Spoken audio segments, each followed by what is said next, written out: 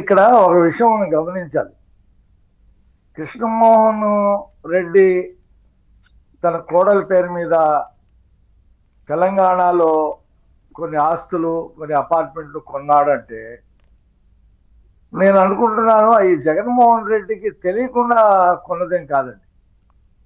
ఎందుకంటే మనం ఈ యాంగిల్ కూడా ఆలోచించాలి. కోట్లాది రూపాయలు, వేల కోట్ల రూపాయల సంపద ఏదో రూపంలో అది ఆస్తుల రూపంలో మారాలిగా ఆ డబ్బు. వారాలి. జగన్మోహన్ రెడ్డి అపార్ట్మెంట్లు ఏం చేసుకుంటాడు సార్? ప్లాట్లు ఏం చేసుకుంటాడు?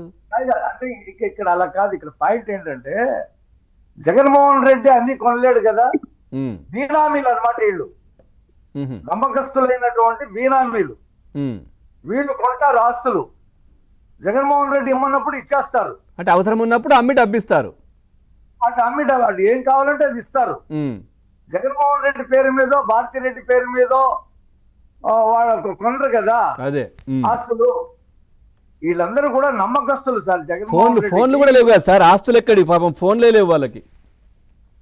అదే వీళ్ళందరూ ఏం చేస్తారంటే ఆ డబ్బుని భూముల రూపంలో, ఇతర ఆస్తుల రూపంలో, బంగారం రూపంలో, డాలర్ రూపంలో పెడతారు. జగన్మోహన్ రెడ్డి ఎక్కడ కూడా మీరు చూడండి, ఇంత ఎంక్వైరీ జరుగుతున్న వాళ్ళు ఎవ్వరు కూడా జగన్మోహన్ రెడ్డి పేరు చెప్పరు. హైకమాండ్ అంటారు, ఎవరో ఆ పైన వాళ్ళు చెప్తారంటారు, ఎవరి పేరు చెప్పరు. అంటే జగన్మోహన్ రెడ్డి ఒక 4 డజన్ల రెడ్లని ఈ కుంభకోణాల్లో కీలక పాత్రధారులుగా పెట్టుకున్నాడు. వాళ్ళు ఆ గీత దాటి వెళ్ళరు. ఆ మధ్య ఇప్పుడు కసిరెడ్డి అన్నట్టున్నాడు, అసలు లబ్ధిదారుడి పేరు చెప్తే ఆ చెప్పిన రోజే నాకు ఆ చివరి రోజు అని. అదే అంతిమ లబ్ధిదారు పేరు చెప్తే నాకు ఆ రోజే అంతిమ రోజు అన్నాడు. అంటే ఒక రకంగా జగన్మోహన్ రెడ్డి మీద వీళ్ళకి భక్తి ఉంది, భయము ఉంది, రెండు ఉన్నాయి. అలాంటి వాళ్ళని చూస్ చేసుకున్నాడు జగన్మోహన్ రెడ్డి. ఇప్పుడు సపోజ్ కృష్ణమోహన్ రెడ్డి ఒక 100 కోట్ల రూపాయలు బినామీ ఆస్తులు కొన్నాడు అనుకోండి, అవి జగన్మోహన్ రెడ్డి అనుభవించలేడు కదా. అనుభవించేది కృష్ణమోహన్ రెడ్డి, ఆయన కోడలు, ఆయన కుమారుడే కదా. ఆ మేరకు ఆయనకి లాభమే కదా. ఏమంటారు? అవును, జగన్మోహన్ రెడ్డి అడిగినప్పుడు కదా మనం ఇచ్చేది. జగన్మోహన్ రెడ్డి దగ్గరే 4-5 లక్షల కోట్ల రూపాయల సంపద ఉంది. బెంగళూరులో ఉంది, బొంబాయిలో ఉంది, హైదరాబాద్లో ఉంది, ఎక్కడ పడితే అక్కడ ఉంది. ఇది ఎందుకు అడుగుతాడు? దీన్ని వైట్ చేశామంతే. జగన్మోహన్ రెడ్డికి మన పేరు మీద వైట్ చేసుకో, అంతిమంగా మనకి ఉండిపోయినా ఉండిపోతుంది. ఈ 3-4 డజన్లు రెడ్లు జగన్మోహన్ రెడ్డి సంపాదించినటువంటి ఈ స్కెచ్ ద్వారా మద్యం కానివ్వండి, ఇసుక కానివ్వండి, మైనింగ్ కానివ్వండి, ఇతరితర కుంభకోణాల్లో సంపాదించినటువంటి డబ్బుని రకరకాల రూపేణా బీనామీ పేర్ల మీద అతను ప్రక్యూర్ చేసుకున్నాడు రాష్ట్రంలో.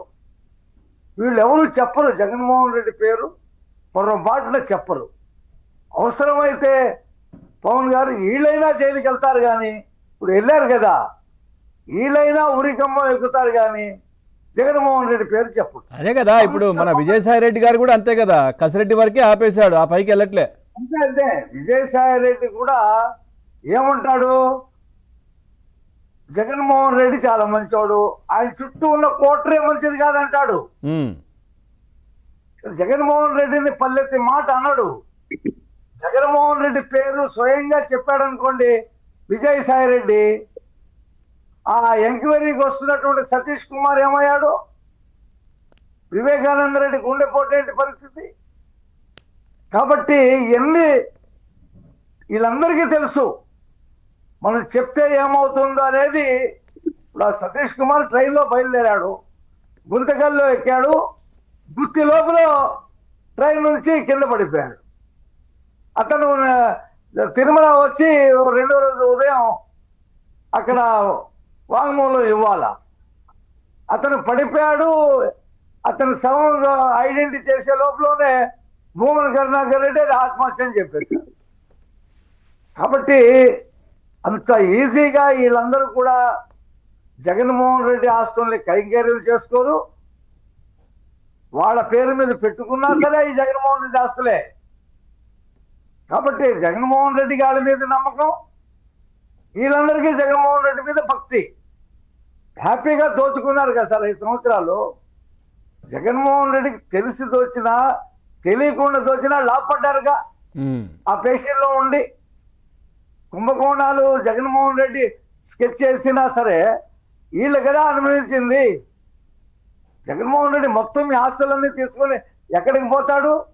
వీళ్ళ దగ్గరే ఉంటాయి. వీళ్ళ బినామీల పేరు మీద కొన్ని ఆస్తులు వీళ్ళే ఎంజాయ్ చేస్తూ ఉంటారు. ఎప్పుడైనా అడిగితే ఏదైనా అమ్మి ఆయనకి ఇవ్వాల్సింది ఇస్తారు. ఆయనకి ఏం అవసరం వస్తుంది? ఆయన దగ్గర తక్కువ అయితే కదా. ఆయనకి అసలు వితరణ లేదు. తన కారు కింద పడి చనిపోయినటువంటి ఒక దళితుడైనటువంటి అతనికే 10 లక్షల రూపాయలు ఇవ్వడానికి చేతులు రాలేదు అతనికి. కాబట్టి అతను డబ్బులు చాలా జాగ్రత్తగా చూసుకుంటాడు. ఈ కుంభకోణంలో ఇప్పుడు కీలకమైన విషయం ఏంటంటే సిట్టు దాన్ని గుర్తించాలా. ఇది జగన్మోహన్ రెడ్డి దగ్గరికి వెళ్ళిని ఈ డబ్బులు జగన్మోహన్ రెడ్డి బినామీలే వీళ్ళు అనేది సిట్టు ఎస్టాబ్లిష్ చేస్తే జగన్మోహన్ రెడ్డికి అప్పుడు కష్టాలు స్టార్ట్ అవుతాయి. సిట్టు అంతవరకు వెళ్లకుండా కసిరెడ్డినో, రాజిరెడ్డినో, కృష్ణమోహన్ రెడ్డినో, ధనేందర్ రెడ్డినో, గోవిందప్పనో వీళ్ళందరినీ అరెస్ట్ చేయడం వల్ల జగన్మోహన్ రెడ్డికి నష్టం లేదు. జగన్మోహన్ రెడ్డి గుండెల మీద చేసుకొని హ్యాపీగా పడుకుంటాడు. నా పేరు వీళ్ళెవరు ఏ కుంభకోణంలో ఏ అధికారికి చెప్పరు. అది లడ్డు అయినా, పరకామణి అయినా, మందైనా, మాకైనా దేంట్లో చెప్పరు. ఒకవేళ ఎవరైనా చెప్తానికి ప్రయత్నం చేశారా సతీష్ కుమారే అని ఆయనకి తెలుసు, వాళ్ళందరికీ. కాబట్టి ఇది ప్రపంచంలోనే ఒక కొత్త రకమైనటువంటి దోపిడీకి తెరదీసినటువంటి అంశం ఇది. ఇదంత ఈజీ కాదు. ప్రపంచంలో ఏం కాదు సార్. వీళ్ళు అంటే ఆఫ్రికాలో వీళ్ళు ఆల్రెడీ మొదలు పెట్టారు కదా, అప్పుడే అక్కడ స్టార్ట్ చేసి ఆ తర్వాత ఇది రెండోది. అవును, ఆఫ్రికాలో తరిమారు వీళ్ళని, సునీల్ రెడ్డి, అనిల్ రెడ్డిని అక్కడ నుండి తరిమేస్తే ఇక్కడికి వచ్చి అన్న ముఖ్యమంత్రి అయ్యాడని ఆ ఫార్ములా అక్కడ ఉండేటువంటి లిక్కర్ ఫార్ములా ఏదైతే ఉందో అది అన్నకు చెప్పి ఆంధ్రప్రదేశ్ ఇంప్లిమెంటేషన్ చేశారు ఆ అన్నయ్యలు ఇద్దరు.